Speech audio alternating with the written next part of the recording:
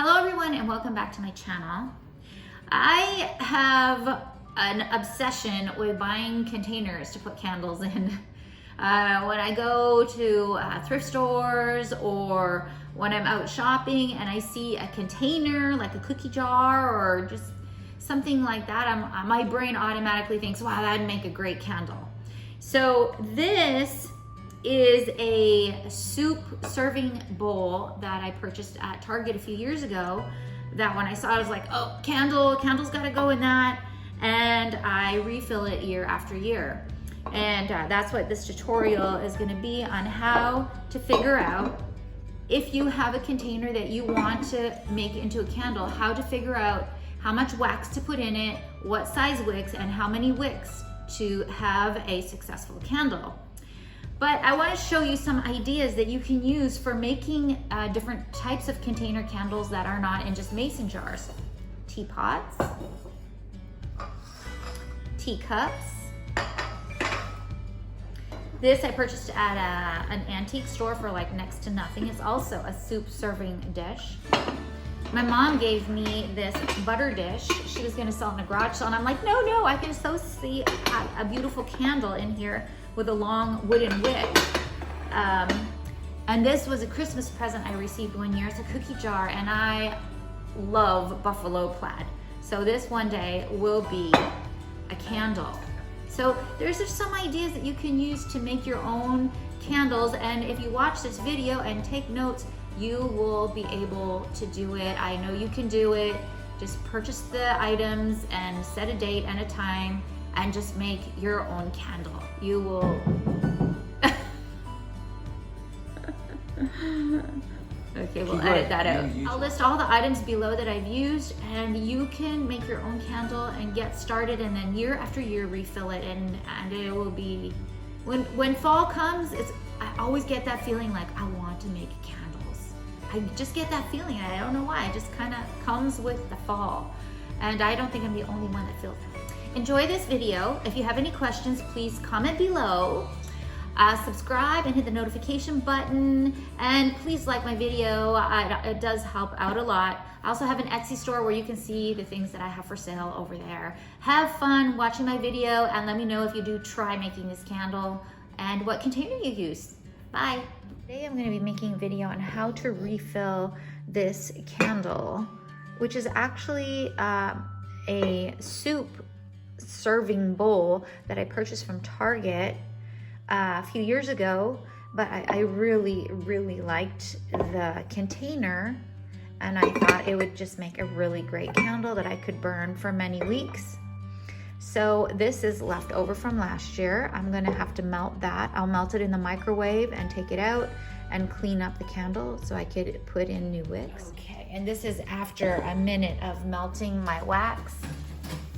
And I think that will be okay. I'm gonna dump it in my trash. Paper towels to wipe it out.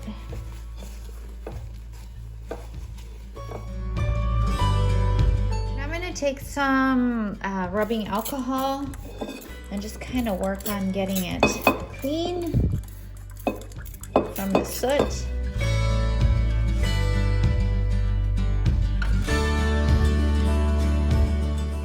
That took about 5 minutes to clean that up. So I'm going to show you how to figure out how much volume you want in your candle. So this is 4 cups. I'm going to fill it up with water to the line.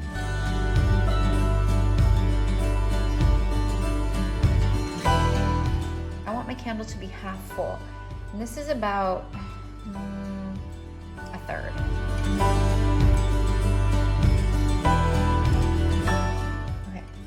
I think that's perfect. So this is about 2/3 full of water. So this is the amount of wax that I want in here. So that's actually 64 ounces of wax. Start a new page, and I'm gonna date it 9/13/21, a big white candle.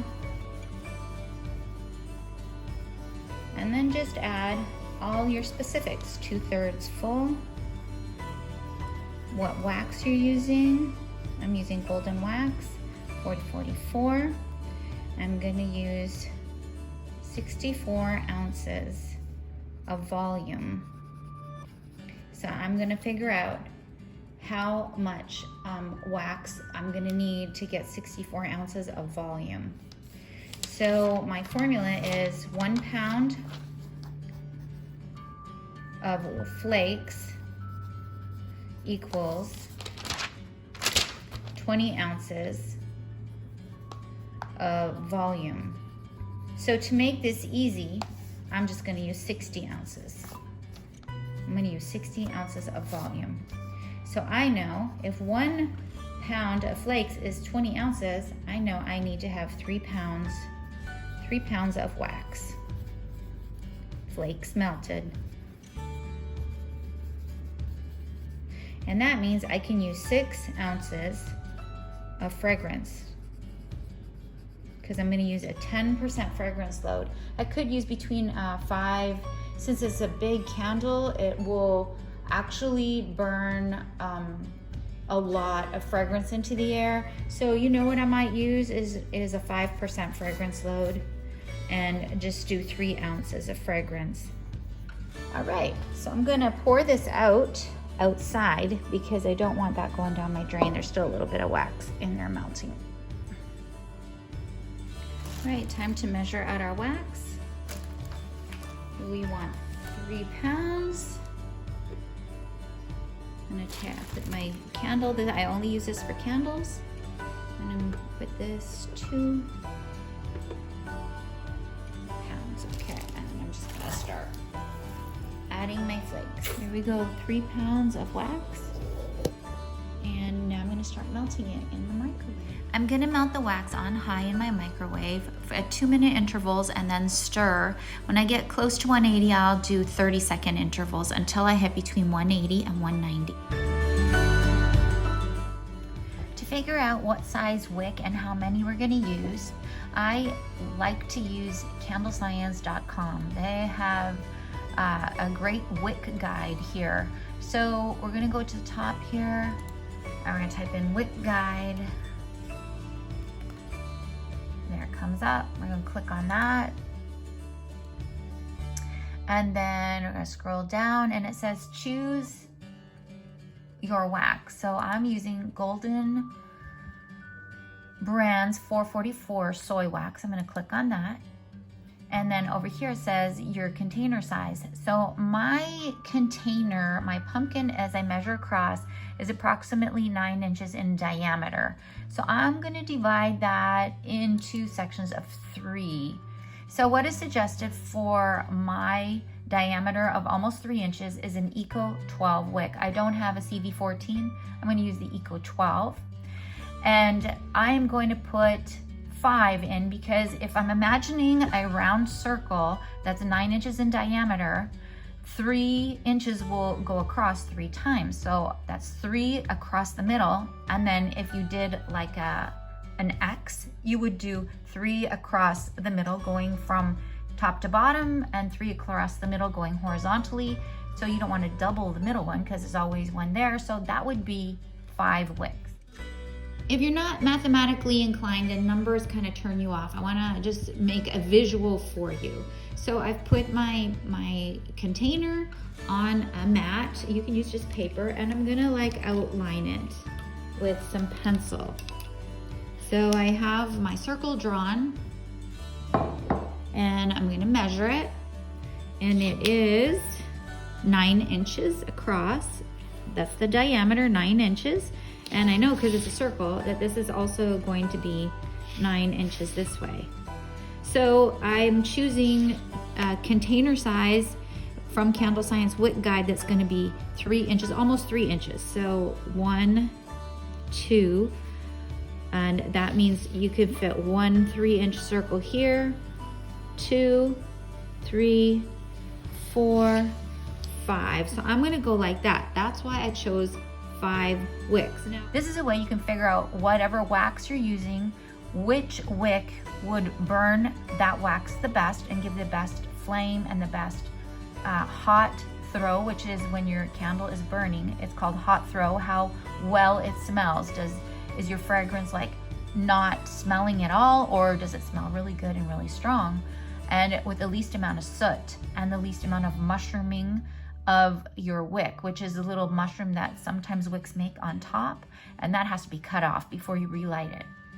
And then this is the diameter of your container. So measure the diameter of your container and then go to this down arrow and choose it, and then try and figure out how many times that diameter that you've chosen would fit inside of your container.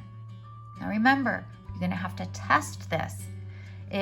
This is not like guaranteed this will burn the best for your candle, because there's other factors to consider, which would be your fragrance. And each fragrance has to be tested. So even though I'm making this candle and I'm using this formula, I am keeping track in my book, when I start to burn this, how well this Eco 12 wick will burn in my candle. Is there any soot? Is there any tunneling? Is there any mushrooming of my wick? And how does it smell? So those are the 5 things that when I start to burn this candle, I will make a note of in my book. So let's go set those wicks. While the wax is melting, I'm gonna start preparing my candle. And you can buy these tabs to stick your wicks into your containers, but I mean, I've always found that a hot glue gun works just as good. So I'm going to disperse these around my candle, 5 of them.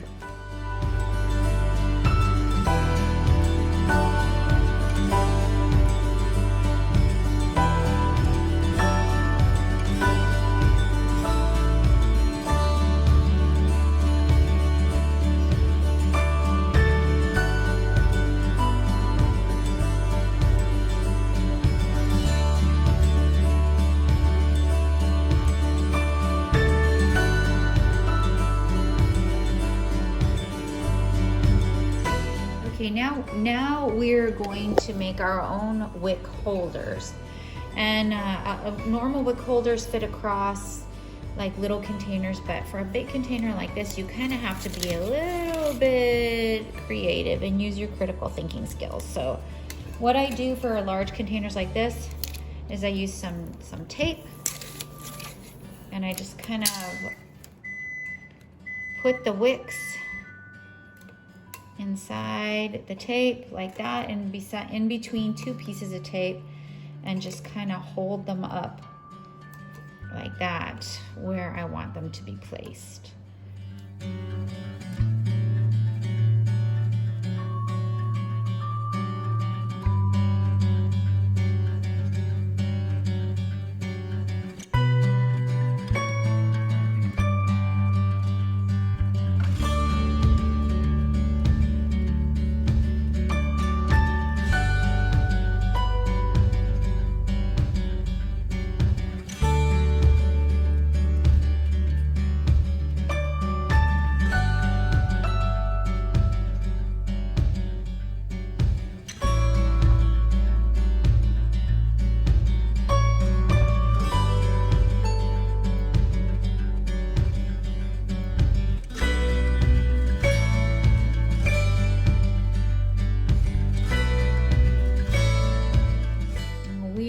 Getting close. I can see it's all liquidy. I just need to check the temperature with my heat gun. I need to get to 190 so that we can add our fragrance. So this is going to go back in the microwave. I'm going to do 30-second intervals and check it. Weighing out my fragrances while I'm trying to melt that wax.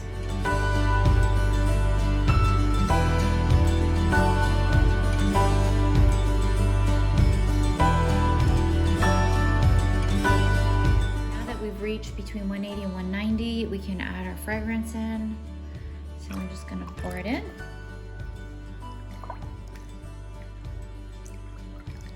Oh, it smells wonderful. I ended up adding 4 ounces of fragrance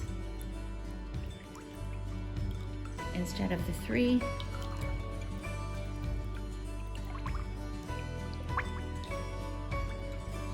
I'm just gonna mix it here. I'm gonna mix until we reach about 105 140, between 140, 150. And then we can pour it into the pumpkin. Okay, we're at 147 and I'm gonna pour. And I'm gonna write down in my book that I poured at 147. That way, if something goes wrong with your candle and you wanna troubleshoot, what did I do? You know, then you know, okay, well, this is exactly what I did. This is exactly the temperature that I heated it to, and this is exactly the temperature I poured at. Okay, can you guys see this? Okay. All right, so I'm just gonna kind of like pour in a crack here.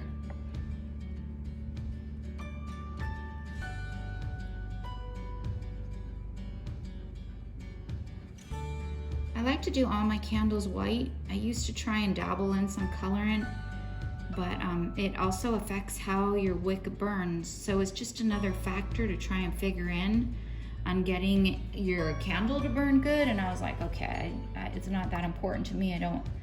Testing is time consuming enough without adding the factor in of a colorant. How does that affect your wick and your flame and the burn of your candle? So I was like, oh, forget it. White candles are pretty. Okay, now I'm making a mess.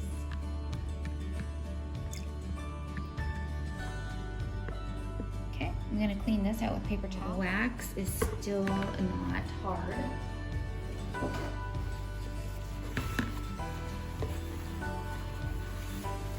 There, easy. That's ready for candle making tomorrow.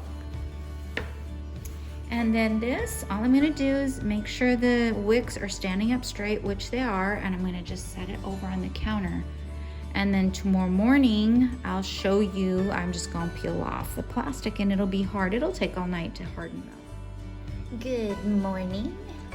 The candle hardened overnight, and I'm ready to show you the last step of making this candle.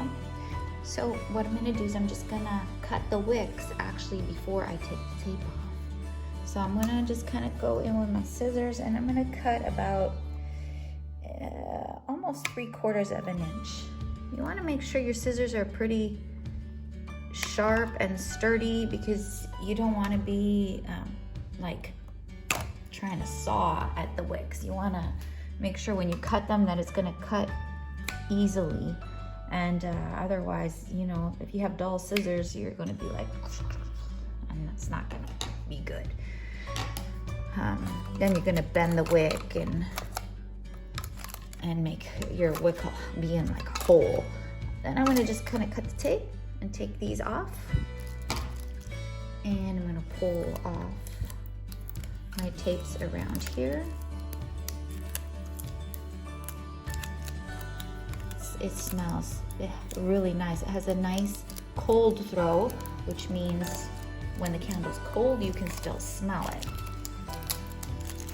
So it has a nice cold throw, and there we have it. Well, I hope you enjoyed this video. If you did, please give me a thumbs up. I really appreciate it. Subscribe to my channel for more fun crafting ideas and tutorials. And if you do need help making this video, just comment below. I'd be glad to help in any way that I can. Bye. Oh my goodness, look what I found in Target after I made this video. Look. Wouldn't this make a nice candle? And this one. And this is a serving bowl, which would be a candle from my mother for my sister-in-law. So I'm gonna buy these. They're $15 each, and you're gonna have a gorgeous